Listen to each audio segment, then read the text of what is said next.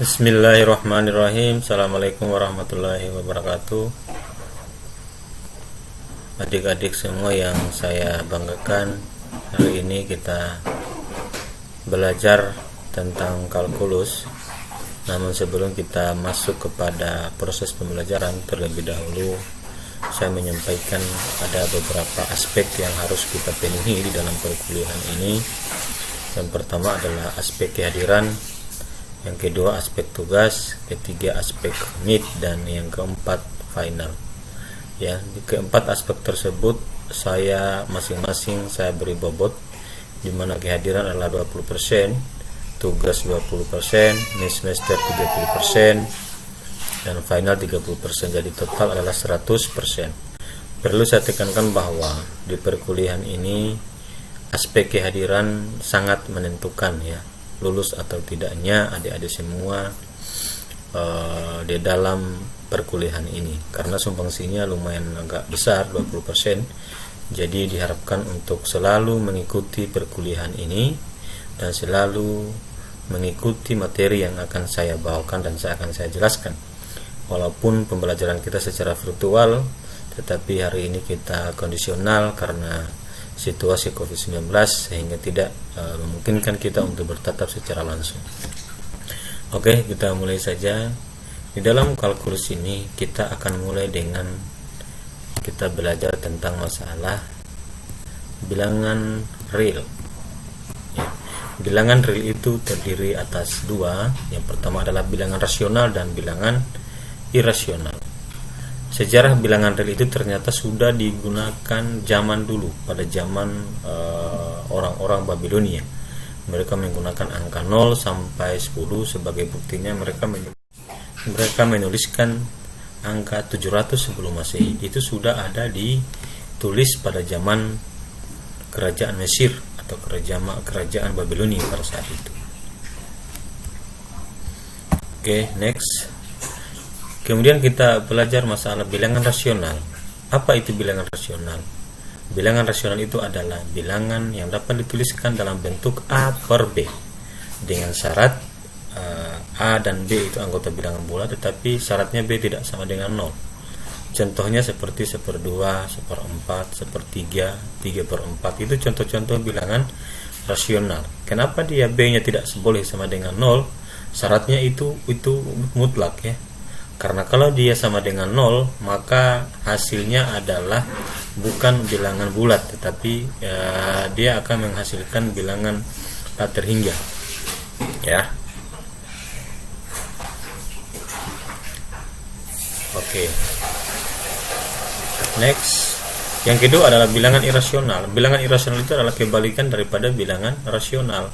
Kalau yang tadi dia kalau bilangan rasional, bilangan yang dapat dinyatakan A per B, kalau ini tidak, bilangan yang tidak dapat dinyatakan sebagai bilangan pecahan atau A per B. Contohnya adalah akar 2, akar 3, akar 5, akar 7, akar 9. Kenapa tidak masuk? Karena akar 9 itu sama dengan 3, hasilnya bilangan bulat, ya. Jadi tidak bisa dimasukkan ke dalam bilangan irasional, ya.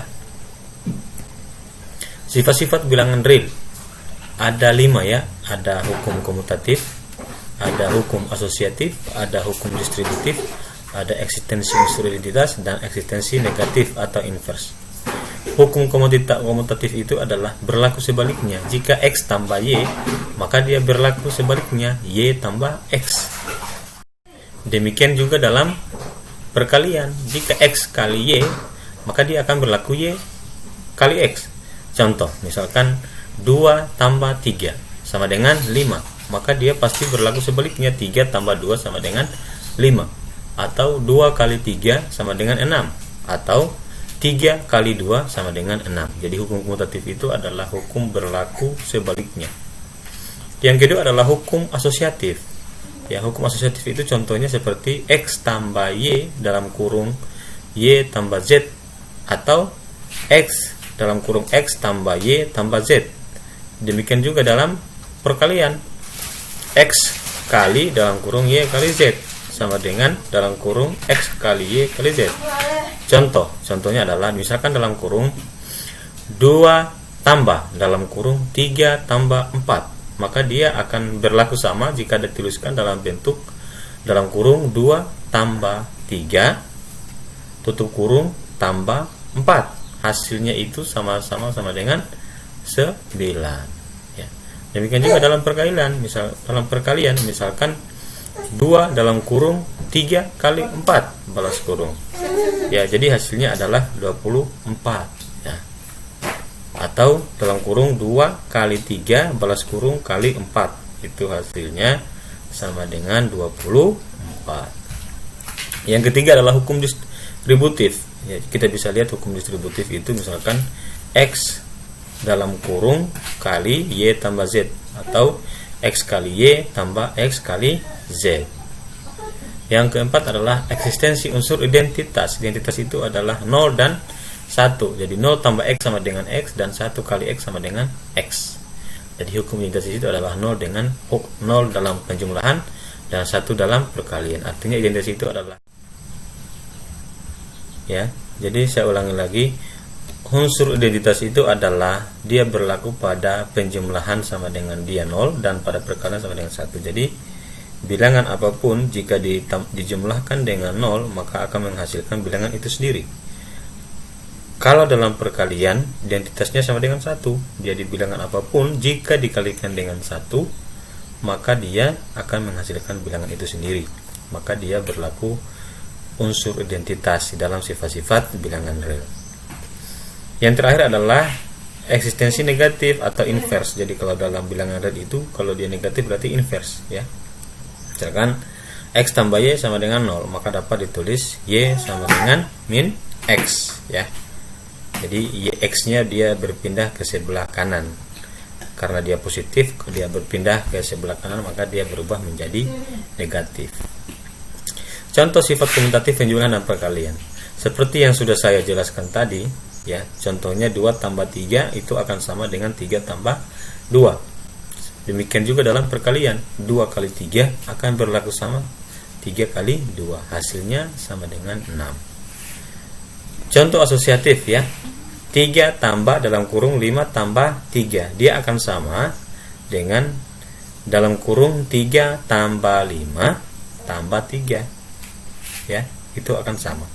Kalau dalam perkalian 3 dikali dalam kurung 5 kali 3 balas kurung akan sama, hasilnya sama dengan dalam kurung 3 kali 5 balas kurung kali 3, itu hasilnya sama ya, sama-sama hasilnya sama dengan 45 dan seterusnya.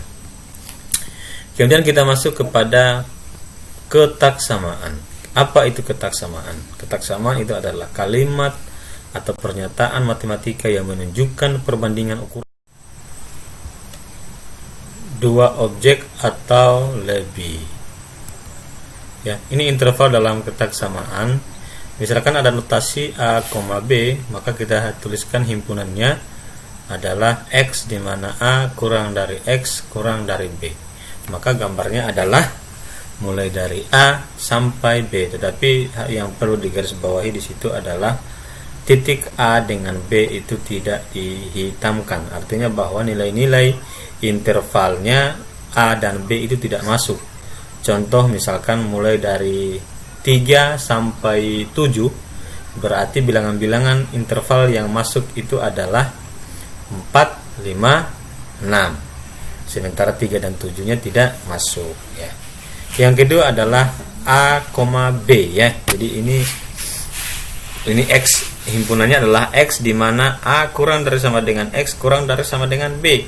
Maka intervalnya adalah mulai dari A sampai B ya. Titiknya berbeda, ini dihitamkan, A-nya dihitamkan, B-nya juga dihitamkan. Contohnya misalkan mulai dari 5 sampai 9, maka bilangan-bilangan interval yang masuk itu adalah 5, 6, 7, 8, 9.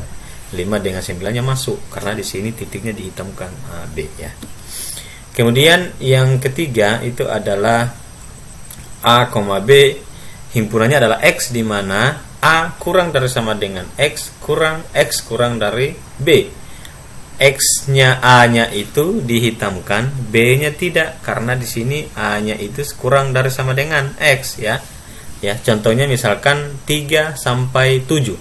Maka bilangan-bilangan yang masuk interval antara A dengan B itu misalkan 5 dengan 9 ya, contohnya 5 dengan 9, maka yang masuk adalah 5. Contohnya 5 dengan 9 ya, maka yang masuk itu adalah 5, 6, 7, 8. 9-nya tidak masuk karena di sini titik B-nya tidak dihitamkan. Yang keempat adalah A, B, himpunannya adalah X, di mana A kurang dari X kurang dari sama dengan B. Yang sama dengan itu adalah B, A-nya juga tidak ya. Berarti A-nya tidak dihitamkan, B-nya dihitamkan. Contohnya misalkan mulai dari 5 sampai 10. Maka bilangan yang masuk itu adalah 6, 7, 8, 9, 10. Kenapa A5-nya tidak masuk? Karena di sini nilai A-nya itu tidak dihitamkan ya. Yang kelima adalah A, tak terhingga. Berarti tak terhingga itu ya banyak ya, sampai tak terhingga ya. Ya kan, X, di mana X lebih besar sama dengan A ya. Berarti karena dia tidak ada sama dengannya, X lebih besar A, maka dia sampai tak terhingga. Sampai tak terhingga itu panjang sekali, bilangannya banyak sekali. Tapi A-nya dia tidak dihitamkan. Misalkan 2 tak terhingga. Maka bilangan-bilangan interval yang masuk itu adalah 3, 4, 5, 6, 7, 8 sampai tak terhingga. Yang seterusnya adalah A, tak terhingga, tapi himpunannya adalah X, di mana X lebih besar sama dengan A. Di sini ada tanda sama dengan ya. Berarti sama dengan yang sebelumnya tadi, cuma di sini A-nya dihitamkan. Contohnya misalkan 3, tak terhingga. Maka bilangan yang masuk itu adalah 3, 4, 5, 6, 7 sampai tak terhingga. Ya. Demikian juga seterusnya. Itulah interval-interval dalam ketaksamaan. Notasi ketaksamaan ya. Notasinya ada kurang dari, lebih dari, kurang dari sama dengan, lebih dari sama dengan, dan tidak sama dengan. Contohnya 2 kurang 3, 3 lebih besar 2, 2 tidak sama dengan 3. Berikut ini prosedur dalam menyelesaikan pertidaksamaan. 1. Menambahkan bilangan yang sama pada kedua ruas pertidaksamaan. 2. Mengalihkan bilangan positif yang sama pada kedua ruas pertidaksamaan. 3. Mengalihkan bilangan negatif yang sama pada kedua ruas pertidaksamaan, dan kemudian tanda pertidaksamaan harus dibalik. Untuk lebih jelasnya mari kita lihat contoh supaya lebih paham dan dimengerti. Contoh, selesaikan pertidaksamaan berikut dan gambarkan solusinya pada garis bilangan. A, 2x kurang 1 kurang dari x tambah 3. B, min x per 3 kurang dari 2x tambah 1. C, 6 per x kurang 1 lebih besar atau sama dengan 5. Kita selesaikan satu persatu. Kita selesaikan yang bagian A, 2x kurang 1 kurang dari x tambah 3, maka akan menghasilkan 2x kurang dari x tambah 4. Kenapa berubah? Karena minus satunya ini pindah ke sebelah kanan menjadi positif, jadi x tambah 3 tambah 1 ya, sehingga menghasilkan x kurang 4. Jadi x nya juga ini dia pindah ke sebelah kiri karena sama-sama variabel x ya. Berarti 2x bagi x sama dengan x kurang 4 ya. Kita lihat garis bilangannya. Jadi himpunan solusinya adalah interval min tak hingga, 4 atau x, di mana x kurang dari 4. Gambarnya bilangannya adalah dari ini 4-nya tidak dihitamkan titik 4-nya karena dia x kurang 4 seperti yang sudah saya jelaskan tadi. Berarti angka-angka bilangan di bawah 4 itu adalah 3, 2, 1, 0, minus. Jadi himpunan solusinya adalah X, di mana X kurang dari 4 ya. Kalau kurang dari 4 berarti 4-nya tidak masuk ya. Berarti himpunannya adalah 3, 2, 1, 0 sampai min tak terhingga. Kemudian B, min X per 3 kurang dari 2X tambah 1. Setelah dioperasikan menjadi min X kurang dari 6X tambah 3. Jadi ini dalam bentuk pembagian berubah ke sebelah kanan, jadi dikalikan 3 kali 2X tambah 3 kali 1. 3 kali 2x sama dengan 6x, dan tambah 3 kali 1 3. Berarti kemudian min x nya pindah ke sini ya, 0 kurang dari 7x. Jadi karena 6x tambah 1 tambah x tadi menjadi 7x tambah 3. Kemudian 3-nya pindah lagi ke sebelah sini, min 3 kurang dari 7x, atau min 3 per 7 kurang dari x. Jadi solusinya adalah min 3 per 7, tak hingga, atau x, di mana x lebih besar min 3 per 7. Jadi gambarnya adalah mulai dari min 3 per 7 ke sebelah kanan ya, tapi min 3 per 7 nya tidak masuk. Berarti mulai dari sini ya, min 3 per 7 itu kan hasilnya adalah 0, ya, min 0, berarti ke sebelah kanan berarti 0, 1, 2, 3 sampai tak terhingga. Oke, next. Yang ke C itu adalah kita bisa lihat, perhatikan pembilangnya di situ ya. Pembilangnya pada kata positif, dan karena ruas kanan juga bilangan positif, maka penyebut harus memenuhi bilangan positif. Jadi syaratnya adalah x kurang 1 lebih besar 0, atau x lebih besar sama dengan 1.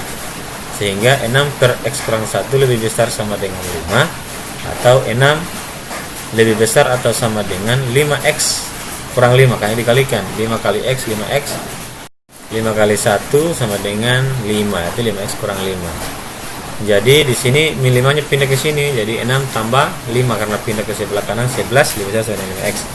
Jadi hasilnya adalah 11 per 5 kurang sama dengan x. Solusinya adalah karena x nya tadi sama dengan x lebih besar 1 ya, maka di sini solusinya adalah 1,11 per 5. Gambarnya adalah mulai dari 1, tapi satunya tidak masuk ya, karena x lebih besar 1. Maka di sini satunya tidak dihitamkan atau dibulatkan. Oke, 11 per 5. Berarti bilangan-bilangan yang masuk itu adalah mulai 11 per 5 turun sampai ke tidak sampai 1. Oke, kita masuk ke persamaan dengan tanda mutlak. Sifat-sifat tanda mutlak. Misalkan x elemen R real ya. Nilai mutlak x didefinisikan sebagai ini, nilai mutlak itu ada ini ya, tanda x ya. Itu nilai mutlak. Berarti x jika x lebih besar sama dengan 0, yang kedua min x, x kurang dari 0. Sifat-sifat tanda mutlak.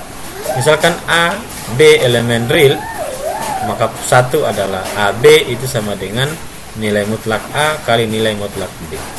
2, nilai mutlak A per B itu sama dengan nilai mutlak A dibagi dengan nilai mutlak B.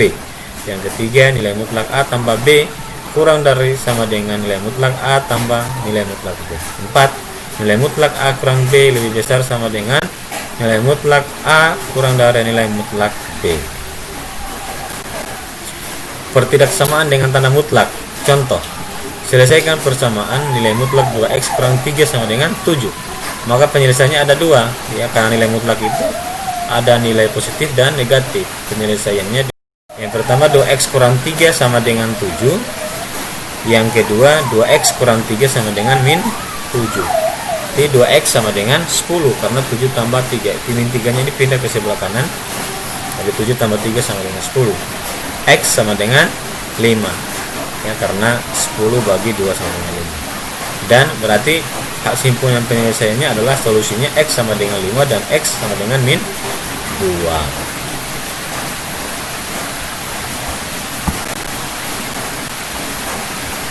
Oke, next. Jika D sebarang bilangan bernilai positif, maka nilai mutlak x kurang dari D jika dan hanya jika min D kurang dari x kurang dari D. Yang kedua, nilai mutlak x kurang dari sama dengan D jika dan hanya jika min D kurang dari sama dengan x kurang dari sama dengan D.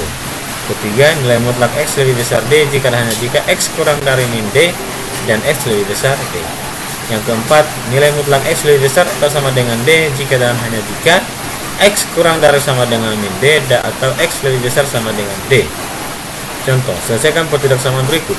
A, nilai mutlak x kurang 5 kurang 9. B, nilai mutlak 5 kurang 2 per x kurang 1. C, nilai mutlak 2x kurang 3 kurang dari sama dengan 1. D, 2x kurang 3 lebih besar sama dengan 1. Kita lihat penyelesaian yang A ya. Nilai mutlak x kurang 5 kurang dari 9. Berarti minus 9 kurang X kurang 5 kurang dari 9 ya. Karena di sini di sebelah kiri itu kita operasikan dengan minus 9 dan kanan itu kita jumlahkan dengan 9 ya. Maka minus 9 tambah 5 kurang dari X kurang dari 9 tambah 5. Hasilnya adalah solusinya adalah min 4 kurang dari X kurang dari 14. Jadi solusi intervalnya adalah min 4,14 ya. B 5 kurang 2 per X kurang dari 1. Maka juga di sini bagian kiri dan bagian kanan masing-masing dioperasikan, yang di belah kiri dioperasikan dengan negatif dan di sebelah kanan dioperasikan dengan positif. Berarti di sini minus 6 karena min 1 kurang 5 nya pindah ke sini berarti minus 6, tinggal kurang dari min 2 per X kurang dari 4. Di sini kenapa minus 4? Karena 1 kurang 4, 1 kurang 5 minus 4 di sini ya. Jadi tinggal 3 lebih besar 1 per X lebih besar sama dengan 2. Karena di sini minus 2 nya pindah ke sini ya. Berarti minus 6 bagi minus 2 sama dengan 3. Tinggal 1 per X. Ya di sini juga min 4 bagi min 2 sama dengan 2. Jadi solusinya adalah 1/3, 1/2. Untuk yang penyelesaian C dengan D silakan kerjakan sendiri dan dikumpul paling lambat besok ya, di scan dan dikirim lewat WA. Sekian dan terima kasih untuk pertemuan hari ini. Assalamualaikum warahmatullahi wabarakatuh.